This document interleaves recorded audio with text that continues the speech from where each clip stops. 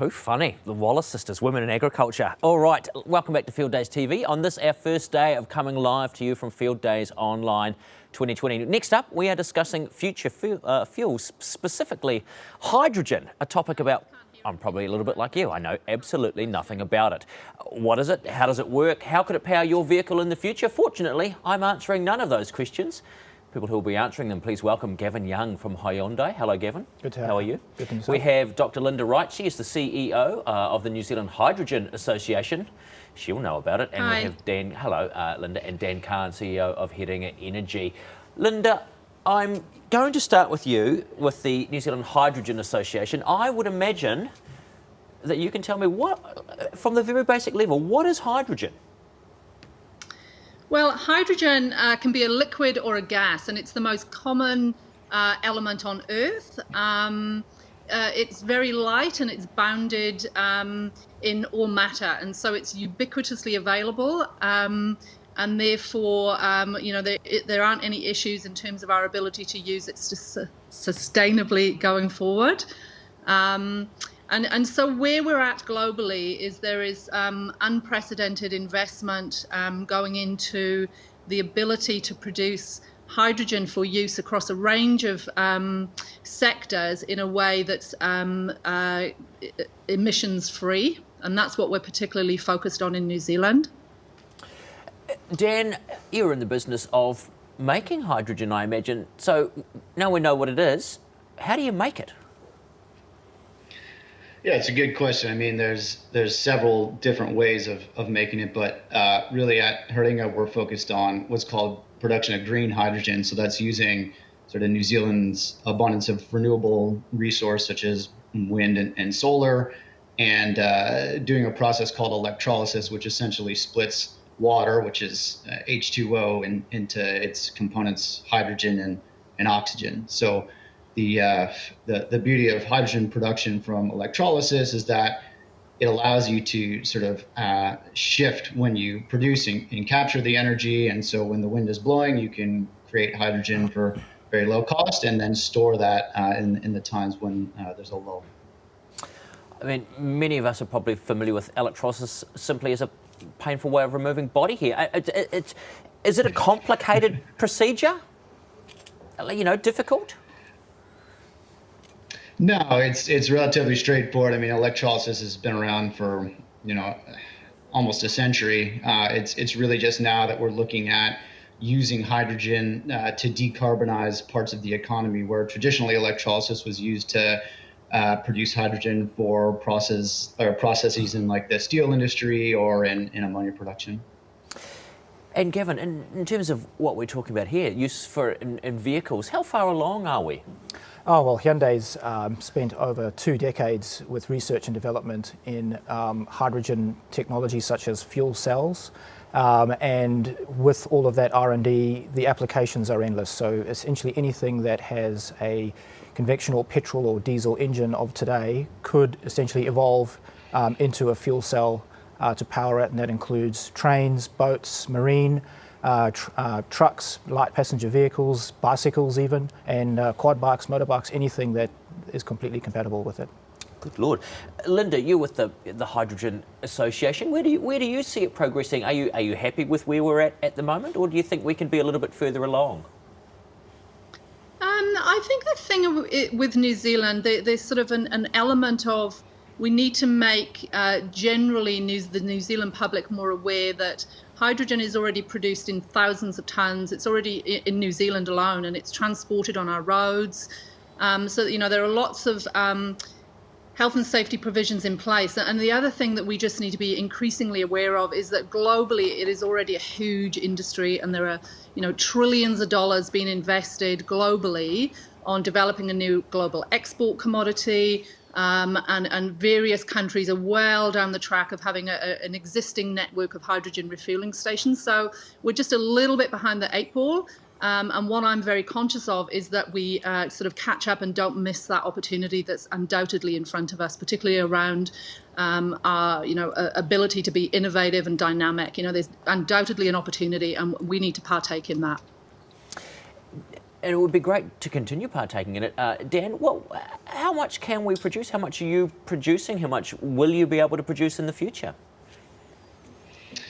It's a good question. Right now, Herding Energy is just in the sort of development phase of implementing a network of hydrogen refueling stations across New Zealand. And I think what's really unique about New Zealand is that the way that our roading network works and the distances between our main centers is that we can actually have some, significant coverage of infrastructure with very little actual physical stations in the country. And that's a very unique position to be in then compared to say some of the European countries with borders and differences in countries' thought about how they're going to look at decarbonizing. With New Zealand in sort of the 4 to 8 stations, we're looking at being able to cover something like 95% of the freight main freight routes here in New Zealand. So that's that's quite significant when you look at what we can provide in terms of getting hydrogen to the market. In terms of total amount of hydrogen production, it really all depends on sort of how we progress with our electrification strategy. I think, as I mentioned before, hydrogen is really an enabler in terms of being able to capture renewable energy that's being produced intermittently. So as New Zealand progresses to, continue to work on, full green electrification of its economy, we can really use hydrogen to help bolster how we're capturing and using that energy more efficiently, depending on sort of the time shift in the day. Well, it's given, I'm a consumer, for example. I walk onto your Hyundai car lot there and I say, look, I'm looking for a green kind of car. What do you sell people on with the hydrogen vehicles? Do you say, look, we've got this now, or this is coming in the future, you might want to wait? Yeah, so as Linda mentioned earlier about the education piece and all public awareness, the other is electric vehicles themselves. So we already have electric vehicles on the road in New Zealand, and we have a number of models in our model lineup. So there is already a piece of the greener vehicle on the road from our perspective, but now we're looking at further down the line and what other technology could complement electric vehicles.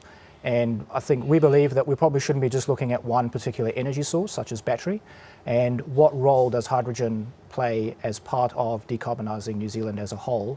And there's no reason why both technologies currently cannot coexist.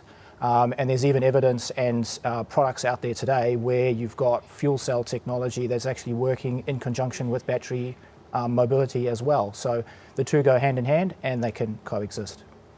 Is there a cost differential for consumers who are looking to purchase a vehicle of this nature? Well, we haven't got any on sale at the moment because we're still, working through the infrastructure piece. But overseas, of course, with any new technology, and fuel cells is essentially the latest in green mobility, there is a premium that those customers will be paying for. But not only that, it's the benefits that go in conjunction with it is the quicker refueling times. Once you've got the infrastructure set up, the quicker refueling times, you're still getting the distance you would on a battery, if not more, on a battery electric vehicle. But of course, then there's the zero emission piece, which is very important. And where fuel cell technology can play a huge role is in the heavy industry. So trucks, buses, for example, will be the first piece to tackle to try and get our decarbonisation under control. Sounds great, all the lack of emissions. I think possibly, Linda, people are sitting out there saying this sounds marvellous, but I don't want to blow myself up.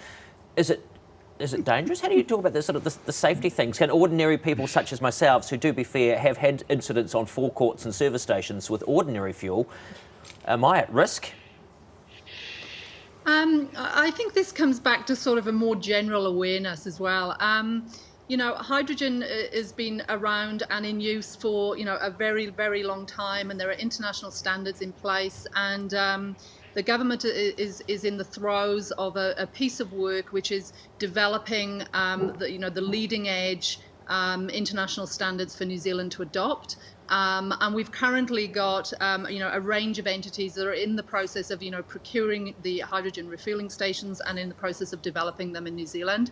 And they're available widely, particularly across Europe. So, we just need to catch up what's happening internationally. But, the refueling stations, they're off-the-shelf pieces of kit, and they're very much commercially available and being delivered. Dan, what's holding us back, do you think? Well, that's a good question. It's, with hydrogen, you do have a bit of a chicken and egg situation where, well, you need to build the infrastructure, but then you also need to have the vehicles for the infrastructure to be used. So, Hyundai's done a really great job introducing vehicles into the market, and I think really what needs to happen is just sort of a strong commitment for where we need to go in terms of decarbonization of our heavy transport, and sort of enough to underpin bringing in the international investment that we at Haringa are really working on bringing in to sort of match that infrastructure to the coming demand. So right now we're working closely not only with government but with major trucking lease organizations and freight partners to start pulling together a coalition of the willing to start offer sort of green zero emission heavy freight solutions to any partners in that space that would be interested. Yeah, and is this where Hyunda's got a field? You do a lot of heavy vehicles, big fleet vehicles, things like that. Is that what's going to drive this technology and then trickle down to the consumer? Yeah, I think so. Obviously, we've had, as Dan mentioned, we've had quite a lot of engagement in the heavy commercial space, particularly even in New Zealand as well. Wanting to know when is it coming, how do they learn more. So there is appetite for the technology, definitely, and there's a number of private organisations that are keen to get things moving. But yeah, once we've got the infrastructure rolled out to a level that customers can be comfortable to actually purchase a vehicle and be able to refuel as you can today. Any kind of tractor manufacturers, heavy equipment manufacturers filling this space as well? As I mentioned earlier, that anything that has some sort of a powertrain to some degree, whether it's petrol, diesel, or even if it's just battery electric on its own, can essentially be evolved into a fuel stack. So, of course, tractors, and not only that, but the applications of hydrogen itself can be applied for heating and other areas, and even auxiliary power units, so gensets. So you don't have to have the diesel burning generator all go every day. You can now have it essentially powered through hydrogen, producing zero emissions, but of course giving you the electricity that you need for particularly in a rural application. Dan, is it going to filter down? You've obviously got quite a large complex going on. Will I be able to have my own little personal hydrogen generator next to the wall shed, power my quad bike? I mean, I think sorry, I thought the question was for me or Linda. Sorry, I didn't it's for you, Dan, yeah. And then I'll come to Linda. I imagine she would find that very exciting. I think, current where technology is at is obviously, built for scale. And as we're coming down the technological cost curve, it will start to become more affordable at the smaller scale. But right now, what we're really focused on doing is aggregating. So bringing together large energy users in a way that we can deploy at large scale to get the sort of economies of scale at the production side and driving the cost of the molecule down. Every in the last decade, electrolysis technology has reduced by something like over 60%. So, the need to go that large is slowly coming down. And I think there's some really interesting applications where if you did start to look at production of your own energy, say on the farm, and combining that with some form of hydrogen storage and being able to use that for the applications that, sort of as Gavin mentioned, need that high utilization or need that high energy density, like a tractor that's running very often, there's some really good synergies there. And I think what we need to do first is take that, that first step in sort of creating the sort of, beginning of the hydrogen economy. Then as we start to go down that path, more individual and distributed solutions will really become the norm. Linda, you're the CEO of the Hydrogen Association. When you wake up in the morning and the sun is beaming through the window, what's your beautiful view of the hydrogen world that we will hopefully be in the near future? I think for me, it's about, obviously New Zealand's got a very clear vision in terms of achieving its climate change objectives, and hydrogen presents a phenomenal opportunity for us given our abundant renewable energy, and there is so much happening on a global scale. I'm just very keen to see New Zealand take advantage of that and use that to diversify our economy, increase our ability to attract inward investment for our R&D sector, and just to decarbonise our economy. I see it as a huge opportunity for New Zealand, and I'm just very, very keen for us to participate in that. In terms of the rural sector, that ongoing drive to lower emissions and things like that, Dan, for someone who's sitting out there thinking, this sounds good, what are the sort of the stats around, I guess, cost compared to now? How do you think that'll play out in the future? In terms of fuel cost, hours, maybe Dan, who wants to deal with this one? So I wasn't sure who you were asking again, yeah. I'm happy to jump in with that I one. was having a hard time hearing. I think Linda managed to hear that one, I think. Okay, so I guess I've got an old academic background, and what tends to happen in terms of a cost profile is when you have huge international investment in R&D, you tend to get decreased cost in the infrastructure, an increased efficiency, and then a huge increase in deployment. And we've watched that internationally occur in solar and wind. And it's only really now that hydrogen, particularly the electrolyzers, are sort of experiencing that huge international investment in R&D. And so the next thing we're expecting is for that to filter down in terms of increased efficiency, increased scale and increased deployment. So we're sort of just at the start of that now. And so it is great timing for New Zealand and for Heringa and Hyundai and all the other proactive companies we've got here progressing hydrogen. Hyundai must be optimistic, I would imagine. Yeah, of course. We're in constant communication with them.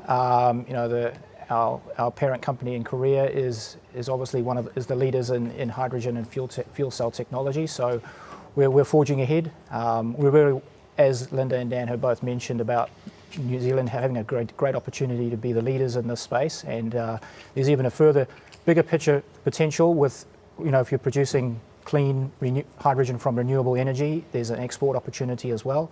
I was going to ask, Dan, you're sitting down there in New Plymouth Energy Centre, oil and gas currently. Do you think at some stage in the near future you'll be exporting hydrogen?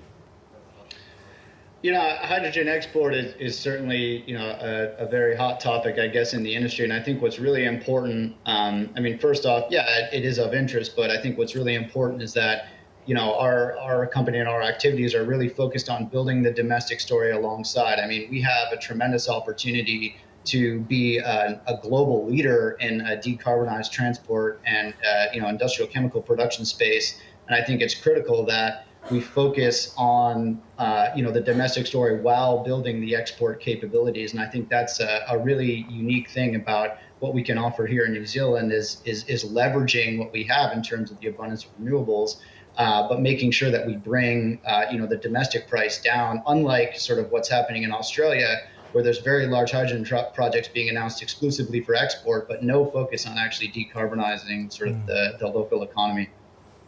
Marvellous. And speaking of which, Linda, I enjoy going to the South Island. I enjoy eating fresh tomatoes. We saw last week, using the coal to power those greenhouses. So even through coming into that sector as well, not just transport, heating up your nice warm greenhouse and having some fresh berries and tomatoes. Hydrogen's got a role to play across the entire energy system, and I think that's the other really attractive thing about it globally, is that it's a very versatile, heavily dense fuel in terms of its calorific value. And so, there are opportunities across the energy system. And of course, what we're focusing on currently in New Zealand is trying to deploy the technology where it's already commercially available. And mobility is definitely one of that. And also piggybacking on the back of the huge investment on trying to develop this export commodity. There is absolutely no shortage of things that you can do with hydrogen across the energy system. But I think just building on what Gavin focused on earlier is that it needs to dovetail into the increased electrification story too. We're not advocating for hydrogen above all else. It's what is the operational advantage of the role of battery and what is the operational advantage of hydrogen. So it's about New Zealand deploying both and using both to their strengths. And that, I think, is a very good summation of the entire situation. A big thanks to Gavin Young from Hyundai here in the studio with me, to Dr. Linda Wright, the CEO of the New Zealand Hydrogen Association, and to Dan Kahn from Heringa Energy down in New Plymouth. Thank you, everybody. Thank you. I'm a lot more educated now than I was. Thank you. On hydrogen.